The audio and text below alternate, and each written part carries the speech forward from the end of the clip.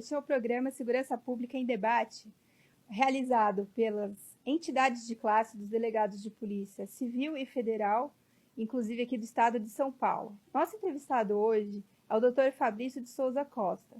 Ele é delegado de Polícia Federal, tem mestrado e também especialização. O mestrado dele em Direito da Sociedade e da Informação. Nós vamos falar hoje de um tema muito importante, que é a reforma administrativa e o fim da estabilidade. E passo a palavra a ele, inclusive é nosso tesoureiro da ADPF em São Paulo. Doutor Fabrício, bem-vindo ao nosso programa. Obrigado, Tânia. É um prazer estar aqui. Muito obrigada. E queria já inicialmente aqui lançar uma pergunta importante, porque nós estamos já sendo bombardeados por informações sobre a reforma administrativa. Então, na sua opinião, o que pode ser que venha por aí, inclusive que afete a própria segurança pública? O que vem por aí é uma proposta de emenda constitucional que vem sendo anunciada com o objetivo de reduzir a despesa com o pessoal, no âmbito da União, principalmente. Então, essa PEC ela vem dentro dessa política liberal de Estado, de redução do Estado e de enxugamento da máquina pública. Então, uma das principais medidas que vem sendo anunciada é o fim da estabilidade dos servidores públicos. E, infelizmente, essa medida não necessariamente vai representar um ganho para a sociedade brasileira, porque ainda que do ponto de vista dos números, das finanças públicas, isso venha trazer algum alívio para as contas do governo, isso não vai se refletir numa melhor prestação do serviço público para a sociedade. Isso é bem importante de ser dito mesmo. Imagina a segurança pública também, né? Como que ficaria assim? Exatamente, porque dentro dessa política de redução de gasto público, o Estado também a administração não pode perder de vista que o Estado tem missões fundamentais, né? Ele tem que atuar na saúde, na educação, na segurança pública e na previdência. Então, são áreas que são essenciais para a sociedade. E você, reduzindo a quantidade de profissionais que atuam nessa área, você tende também a diminuir a qualidade na prestação de serviço. Porque se hoje a queixa realmente é que não tem médico, não tem estrutura, né, nos hospitais públicos, que a educação também é muito fragilizada. Então, seria até um contrassenso imaginar que, tirando a estabilidade daqueles médicos, professores que já trabalham com tanta dedicação, mas não possuem os meios, tirando a estabilidade, aquilo ali tende até a piorar, então, né, se formos pensar. Sim, é possível, principalmente com essa possibilidade de redução da jornada de trabalho dos servidores. Então, se a administração pública pretende reduzir jornada de trabalho nas áreas típicas do Estado, isso com certeza vai se refletir, porque a intenção é de não contratar novos profissionais. Então, haverá só uma redução de pessoal. E por mais que o governo divulgue que as novas tecnologias serão fundamentais para a melhoria da eficiência do Estado, é muito difícil você aplicar essa tecnologia, essas inovações tecnológicas na prestação de serviços como saúde e educação, né? Ainda que na educação você consiga fazer uma educação à distância, é muito difícil você conseguir aplicar isso na saúde e na segurança pública. Então, você não... Na verdade, essas ferramentas elas têm que servir para auxiliar os profissionais, né? Às vezes até problemas banais de mau funcionamento de rede, que impedem até que você use um programa avançadíssimo de computação, até na polícia isso às vezes acontece. Então, na realidade, não seria o fim da estabilidade do servidor ou o enxugamento da sua carga horária que resolveria outros problemas estruturais mesmo, né? De investimento em tecnologias ou outras formas ali de tornar mais eficiente a administração. Então, realmente há muitas falácias, né? Então, eu queria até que o senhor falasse, assim, de alguns mitos, né, que vêm sendo proferidos aí nessa campanha da reforma, que ainda não foi começada, mas em breve já deve apresentar o texto dessa PEC. Falam, assim, que a estabilidade seria um privilégio, né? A estabilidade do funcionalismo. Mas sob o prisma do direito público, do direito administrativo, dos princípios da administração, essa estabilidade ela tem uma razão de ser, né? Queria que o senhor falasse um pouco. Sim, é verdade. A Constituição de 88, ela previu a estabilidade do servidor como uma garantia não para o servidor, para a pessoa que ocupa o cargo público. É uma garantia de eficiência na prestação do serviço público. É porque a estabilidade é uma forma de procurar afastar do servidor a ingerência política, As pressões externas. as pressões externas, que eram muito mais frequentes antes da Constituição de 88. Né? A Constituição veio justamente acabar com a política do apadrinhamento em todos os cargos, em que os servidores eram contratados não pela sua competência, pela sua aptidão para o exercício do cargo, mas sim por conta da força do padrinho político. Sim. Que já acontece hoje, né, com os cargos comissionados. O que hoje continua com os cargos comissionados, né? Porque os cargos as pessoas que ocupam cargos comissionados não entram por concurso público, né? A avaliação delas é principalmente política, e não só técnica. Sim. Então, com a mudança do governo, com essa mudança que está sendo gestada no governo, se pretende justamente trazer de volta o que acontecia no passado, né? Que é a volta desse apadrinhamento. E ampliar isso para mais cargos, né? Porque hoje acho que são 22 mil cargos em comissão no país inteiro, até havia compromisso de reduzir isso, mas o número seria um número elevado. Mas se fizerem uma reforma administrativa dessas, vai acabar até aumentando, né? O número de pessoas que não são servidores concursados dentro da administração pública. Isso é muito, muito perigoso nas carreiras típicas de Estado, porque são justamente essas carreiras que precisam de um grau maior de proteção para que possam desempenhar as suas atividades livres de qualquer ingerência política. Sim. Até países assim com menos desenvolvimento que o nosso, a gente tem conhecimento ali que o juiz não tem estabilidade alguma, não que pretendam fazer isso aqui, mas é um exemplo de como o judiciário dos países é muito frágil, né? Que eles trocam o juiz a qualquer momento ali, sob a vontade do governante. Então isso é ruim, é antidemocrático também, né? Uhum, com bem certeza. Negativo. E tem mais mitos, assim? Né? Tem, com certeza. Tem um mito que foi divulgado, inclusive, pelo FONACAT, pelo Fórum Nacional das Carreiras Típicas de Estado, em uma cartilha relacionada a essa questão da reforma administrativa. É mencionado, inclusive, que o número de servidores públicos, proporcionalmente, tanto em relação ao PIB quanto em relação à população, ele vem sendo reduzido. A gente, na Polícia Federal, a gente tem a gente vê isso diariamente. Né? O efetivo dos policiais federais diminuiu. Né? De 2000, do início da década de 2000 até aqui, nós tivemos uma redução do número de policiais federais. E isso é uma coisa que atingiu outras carreiras. Eu tenho conhecimento de que na área de ciência e tecnologia houve uma redução do número de servidores na área dedicados à pesquisa científica. Uhum. Isso causa um impacto muito grande e negativo. Isso causa impacto justamente na produção científica brasileira. O Estado brasileiro simplesmente decidiu que essa carreira, a de ciência e tecnologia, pelo menos na área de pesquisa, ela não é tão relevante para o Estado. Sim. E também eu vejo aquele mito, né, de que o sistema é insustentável e que são necessárias diversas reformas e tal. É claro, ninguém deseja que o Estado seja realmente um gigante que não consiga se manter. Isso ninguém deseja. Até vimos nos anos mais recentes muita criação de órgãos, agências reguladoras e tal.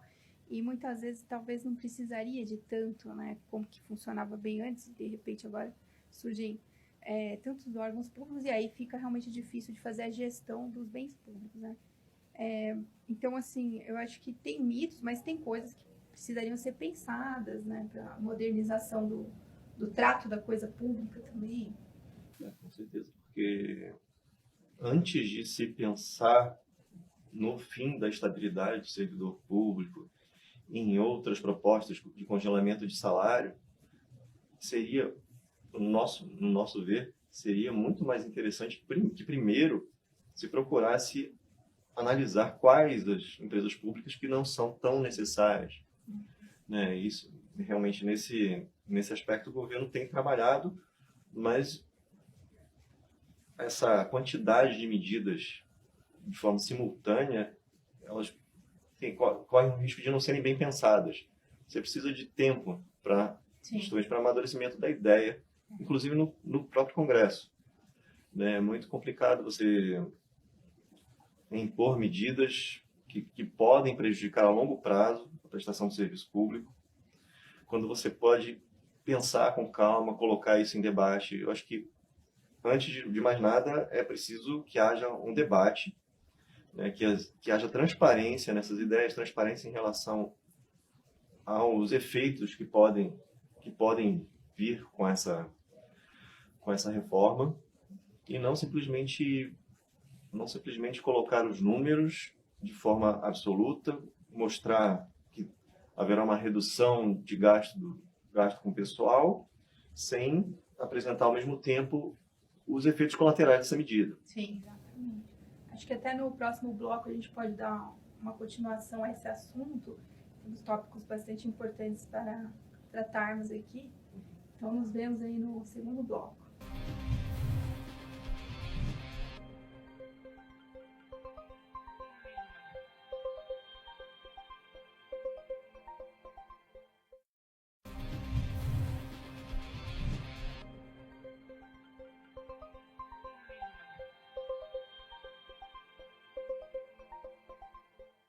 Olá, esse é o programa Segurança Pública em Debate e voltamos aqui com o tema Reforma Administrativa e o Fim da Estabilidade, com o Dr. Fabrício, delegado de Polícia Federal e tesoureiro da nossa Associação dos Delegados de Polícia Federal em São Paulo. Dr. Fabrício, pensando assim em termos de diretrizes, o que poderia ser feito para uma reforma administrativa republicana e democrática? Olha, acredito que, em primeiro lugar, seria implementar o que já existe em termos de controle, porque a estabilidade não é absoluta, né? Ao contrário do que se afirma, não é verdade que os servidores, uma vez que tomam posse do cargo, eles ficam lá eternamente e não estão sujeitos a nenhum tipo de controle. Isso é uma falácia, um equívoco, né? Porque existe o controle, nos últimos anos houve demissão de servidores públicos. Pelo regime jurídico único da União, os servidores estão sujeitos às penas de advertência, de suspensão, demissão, inclusive de cassação da aposentadoria. E são medidas que têm acontecido na prática. Na Polícia Federal, especificamente, a gente pode dizer com segurança que é o órgão que mais demite dentro do Serviço Público Federal. Sim. Eu já vi lá aqueles quadrinhos da CGU, né, da Controladoria Geral da União. Realmente é cortado na carne quando há algum desvio de conduta passível de demissão. Sim. E a gente percebe que esse argumento de que a estabilidade é nociva para o servidor público, mas isso não se sustenta, porque o que existe, na verdade, é uma ausência de políticas públicas voltadas à capacitação do servidor público. Esse é um grande problema mesmo. O que existe na prática é um pouco de acomodação do servidor público, motivada também por essa ausência de políticas de capacitação. Porque muitas vezes passam-se ali 10 anos, às vezes um policial não teve nem curso de tiro, agora melhorou, claro, mas teve um período ali que saía-se da academia de polícia e não tinha nenhum treinamento, uma manutenção, a não ser que o próprio policial pagasse do seu bolso para fazer um curso de tiro.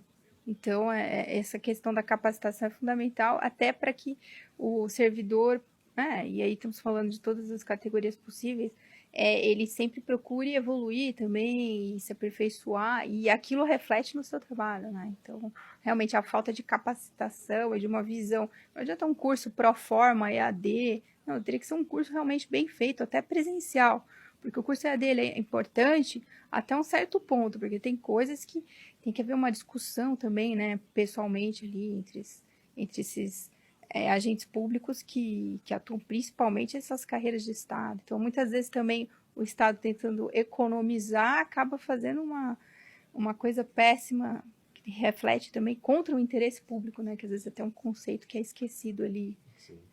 E um dos pontos da reforma administrativa é justamente transferir a responsabilidade da capacitação para o próprio servidor público. Sim.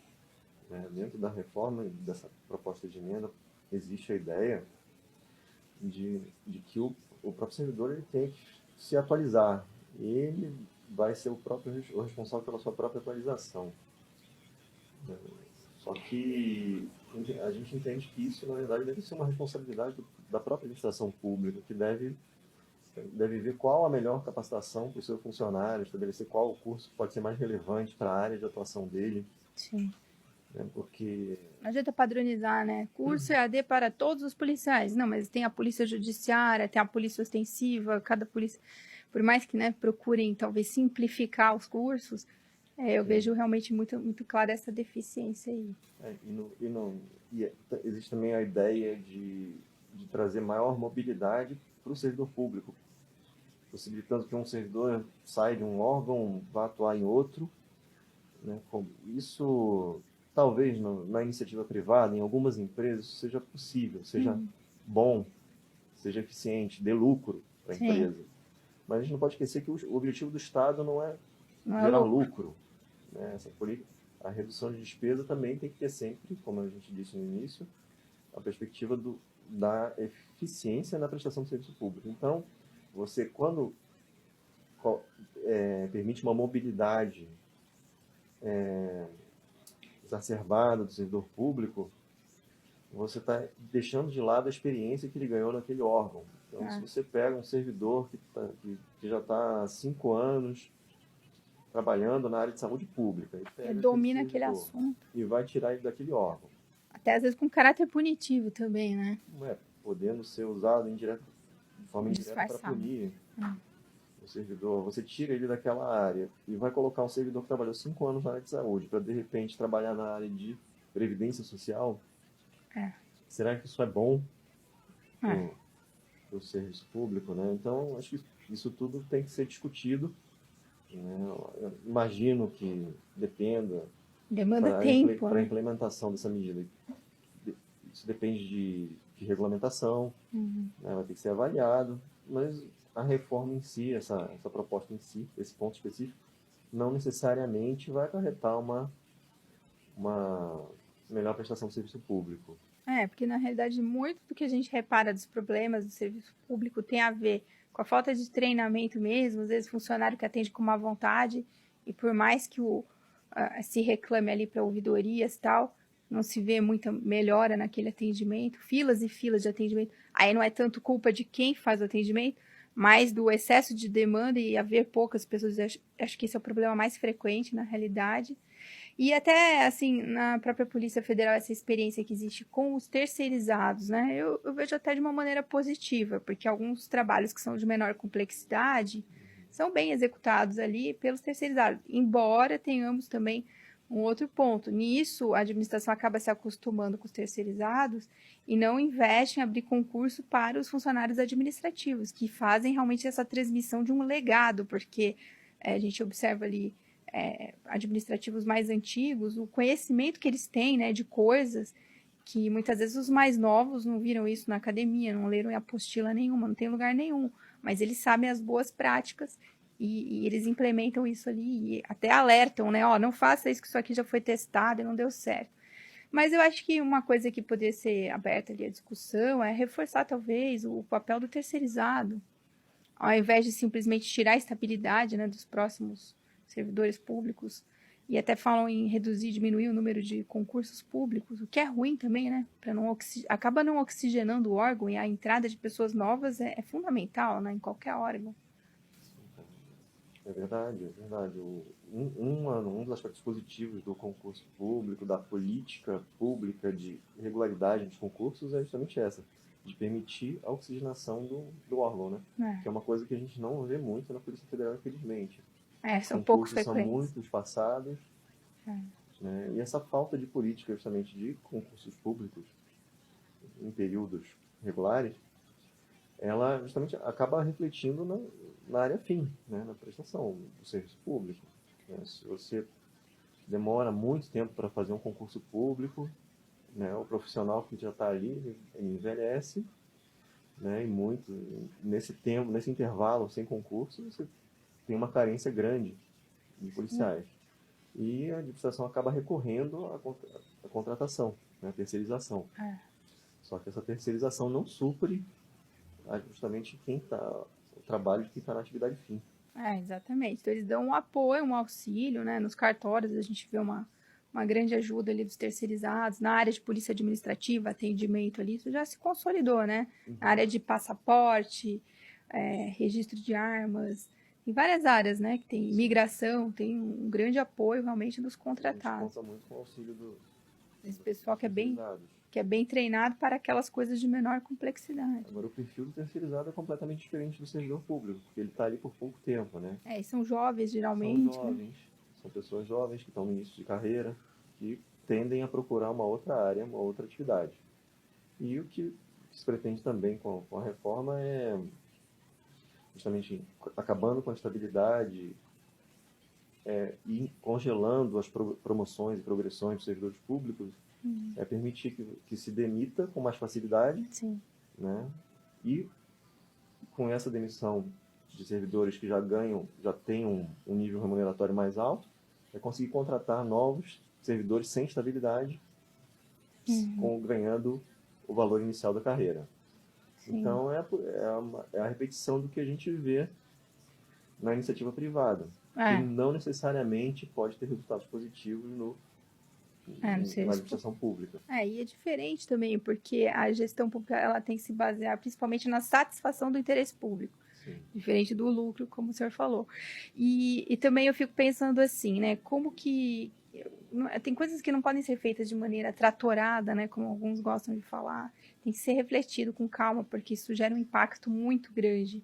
Então, imaginem, não somente na área de segurança pública, saúde, educação, que são os principais, digamos assim, os essenciais do Estado, mas mesmo em outras áreas, né? Imaginem se de repente começarem a querer enxugar tanto o quadro aí de servidores, por exemplo, na CGU, que é um órgão que a gente viu nascer, né? Enquanto a gente estava na Polícia Federal, foi um órgão que foi se formando ali e hoje tem um papel tão importante que eles controlam toda a atividade, né? do Poder Executivo. E aquilo ali, inclusive, gera um volume muito importante de notícias crimes, que depois chegam até na delegacia que o Dr. Fabrício trabalha, em outras delegacias do país também.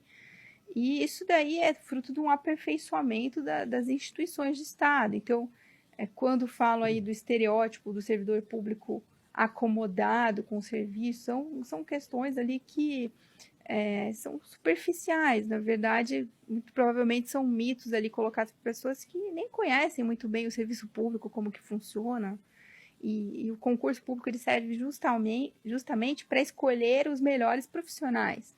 Então, às vezes, existem ideias que circulam por aí de ciclo completo, de que um servidor se transforma em outro sem concurso, ou por indicação política. Isso não é nem um pouco desejável, isso daí destrói qualquer instituição de Estado, né? Exatamente, é a volta do famigerado concurso interno que existia antes da Constituição, que era outra forma de ingresso no cargo de colocar público, os amigos ali, né? Que muitas vezes facilitava justamente a colocação de apadrinhados. E é bem danoso isso, né? E à medida que vamos nos aproximando aqui do fim do programa, queria mostrar aqui a nossa revista. Demorou um pouquinho, mas chegou a revista da ADPF, sobre os inquéritos resolvidos. Vejam, um índice de eficiência e eficácia elevadíssimo. 94% dos inquéritos policiais, dos crimes relacionados à corrupção, desvio de recursos públicos, foram solucionados, grande parte deles, com a elucidação e identificação da autoria desses crimes. Isso, então, veja, com pesquisa do CNJ. Né? Exatamente, a pesquisa do próprio CNJ, ou seja, não é a Polícia Federal que está falando, é uma pesquisa científica que foi feita, e isso mostra que é um órgão eficiente a Polícia Federal, e poderia ser melhor ainda se tivesse recursos. E, por fim, né, doutor Fabrício, convidá-lo aí para participar do nosso fórum IACC, que vai ser no dia 26, começar no dia 26 e se estende até o dia 27 de novembro, lá no Centro de Convenções Frei Caneca. E o site, para quem quiser se informar mais, tem informação lá no site da adpf.org.br e tem também no site forumiacc.com.br. A inscrição é grátis para os profissionais da área, tem uma pequena taxa ali para os estudantes e teremos grandes discussões, né, diversos temas da segurança pública. Vamos retomar discussões que tínhamos feito já no ano passado, e esse evento feito em conjunto com os delegados da Polícia Civil, tanto com o sindicato como a associação, e nas nossas entidades também dos delegados de Polícia Federal. E depois vamos colocar vídeos aí na internet, tudo, né, das palestras, mas o melhor é que quem mora em São Paulo procure participar ali, né? As inscrições estão abertas. Estão lá no site. É um evento aberto. É isso, aberto ao público. E queria agradecer aqui a sua participação, doutor Fabrício, e entregar a revista, que eu sei que o senhor já tem, mas mais uma aqui, a revista da associação. Obrigada.